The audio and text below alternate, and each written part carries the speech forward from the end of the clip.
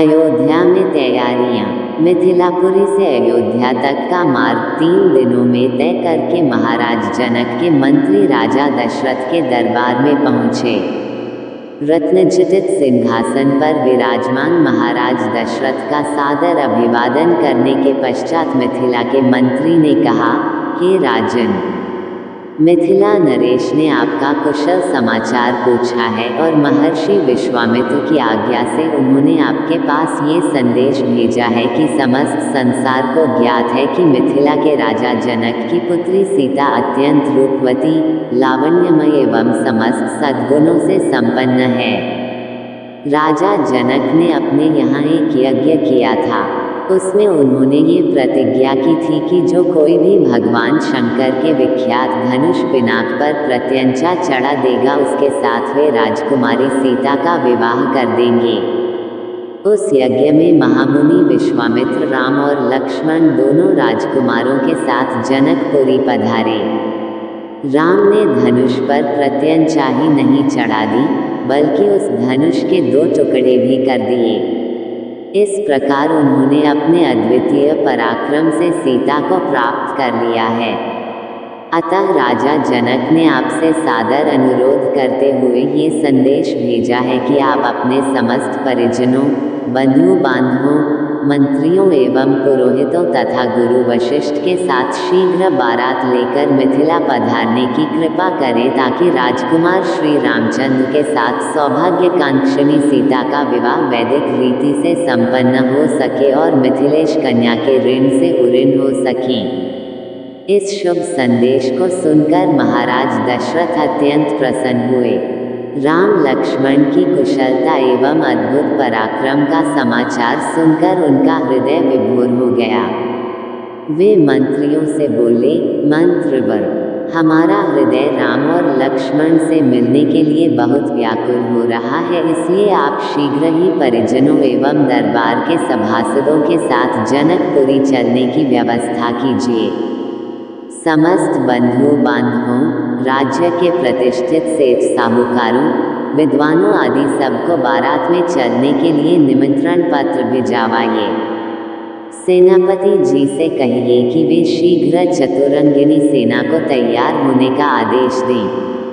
यदि संभव हो तो ऐसी व्यवस्था कीजिए कि हम सब लोग कल ही प्रस्थान कर सकें, क्योंकि हमारे समधी मिथिला नरेश ने हमसे बहुत शीघ्र मिथिलापुरी पहुंचने का आग्रह किया है।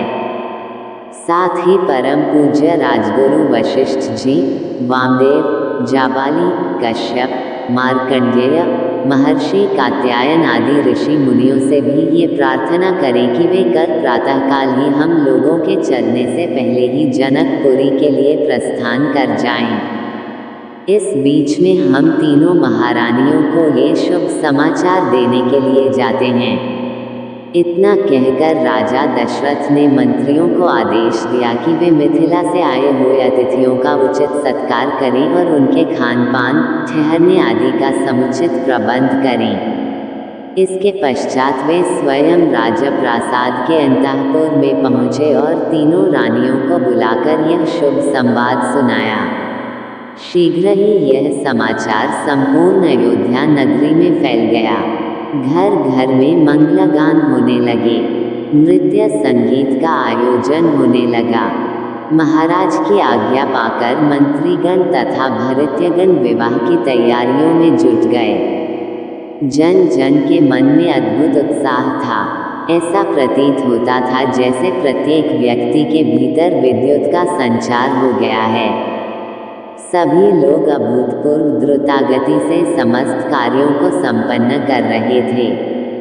अर्धरात्रि होते होते चलने की सारी तैयारियां पूर्ण हो गईं और दूसरे दिन दल बल के साथ राजा दशरथ रवाना हो गए। 4 दिनों तक चलने के पश्चात बारात मिथिलापुरी पहुंची। ये ज्ञात होते ही कि अयोध्या नरेश ऋषि मुनियों, मंत्रियों, परिजनों एवं अपनी संपूर्ण मंडली के साथ नगर के निकट आ पहुँचे हैं। मिथिला नरेश जनक अपने मंत्रियों, पुरोहित, मुनियों, विद्वानों आदि को साथ लेकर उनकी अगवानी के लिए नगर के मुख्य द्वार पर जा पहुँचे। उन्होंने बड़े आदर के साथ राजा दशरथ की अभ्यर्थना करते हुए कहा, हे नृपश्रेष्ठ, आपके दर्शन करके मैं कृतज्ञ हुआ और आपके पदार्पण करने से जनकपुरी की भूमि धन्य हुई।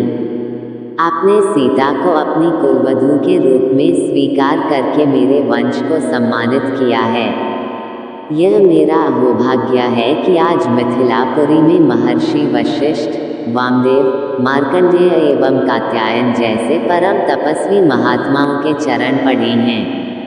मैं नहीं समझ पा रहा हूँ कि इस असाधारण सम्मान को पाकर किस प्रकार अपने भाग्य की सराहना करूँ। इस प्रकार समस्त आगत महानुभावों का सत्कार करके महाराज दशरथ को उनके साथ आए हुए ऋषि मुनियों, बंधु बांधवों, मंत्रियों एवं सैनिकों को जनवासे में ठहराने की उचित व्यवस्था की। जनवासे में राजा दशरथ बहुत देर तक मुनि विश्वामित्र और अपने दोनों पुत्रों के साथ बैठे हुए उनके कृत्यों और पराक्रम का विवरण सुनते रहे। इस विवरण को सुनकर कभी वे आनंद से रोमांचित हो जाते, कभी आश्चर्य से दांतों तले उंगली दबाने लगते और कभी प्रशंसा से अपने राजकुमारों की पीठ थपथपाने लगते। बातचीत करने के पश्चात भोजनादि से निवृत्त होकर वे विश्राम करने चले गए।